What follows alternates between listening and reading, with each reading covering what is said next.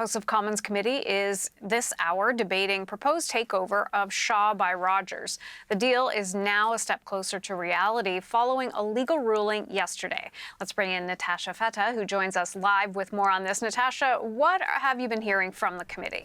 So just so everyone knows, Hannah, this is the Standing Committee on Technology and Industry, and they're looking into, as you mentioned, this proposal for Rogers to take over Shaw or to merge with Shaw. And this committee actually heard this proposal previously and had sort of voted against it or had rejected it.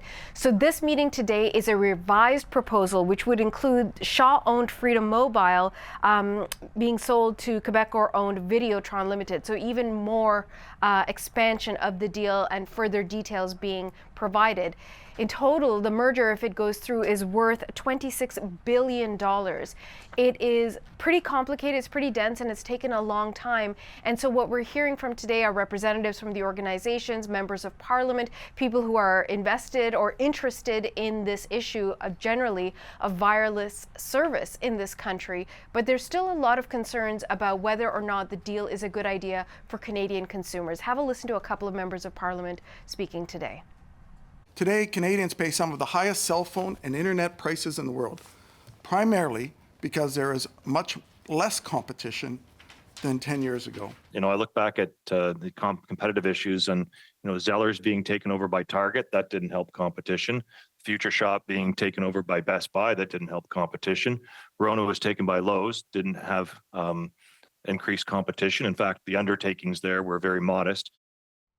We've also heard from economists and representatives from Rogers saying this actually won't reduce the number of competitors at all. It's just a matter of making things more efficient. But what the final decision will be on this deal remains to be determined. Yeah, so this has been in the works for nearly 2 years. So why is it taking so long? So there's two separate things to keep in mind here, Hannah, and this is where things do get a little bit confusing. The actual business deal, the merger that's being proposed, the federal government doesn't really have anything to do with that. That has to be okayed by the Competition Bureau. Now, the Competition Bureau actually doesn't think that this is a good idea. In December of last year, the Competition Tribunal said, yes, go ahead with the deal.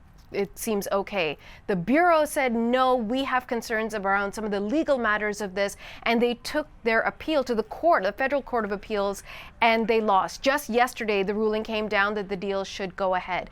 The other aspect of this is who has control over the wireless airwaves in the country, and that's where the Ministry of Industry comes into play. So there's two separate things that need to be decided, and on that point, we're still waiting for the federal minister to make a decision. He says he's reviewing the details. Have a listen to him.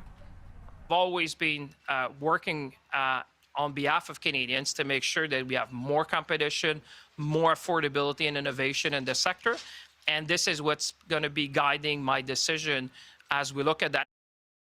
So the committee continues to meet, they continue to hear arguments, but there really is seemingly a very divided series of perspectives on whether this would be good for Canadians and for Canada in terms of competition and in terms of costs as well. Okay, Natasha, thank you for the insight. Appreciate it. You're welcome.